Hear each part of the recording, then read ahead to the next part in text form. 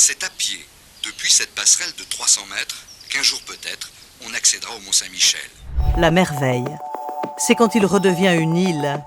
Exit la digue d'accès. Les voitures seront cachées dans les herbus, les montois auront un parking souterrain, incrusté dans une espèce de quai d'arrivée. La première intention des nouveaux architectes du Mont-Saint-Michel est très ambitieuse et très naturelle. D'abord, l'émotion de toute la baie.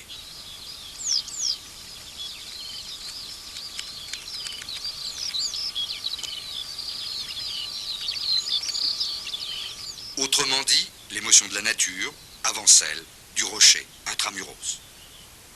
La passerelle étroite, étendue, qui passe par-dessus tout le littoral, va faire découvrir quelque chose qui aujourd'hui n'est pas du tout découvert. Tout cet espace des herbus, cet espace où se fait la lutte entre le sable et la marée. Condamner la digue-route construite en 1879, c'est donc bien redonner au mont son caractère insulaire.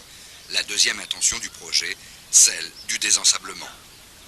Depuis l'arasement de la digue de Rochetorin en 1983, les Montois et les autres attendaient les grands travaux annoncés sur place par le président de la République lui-même.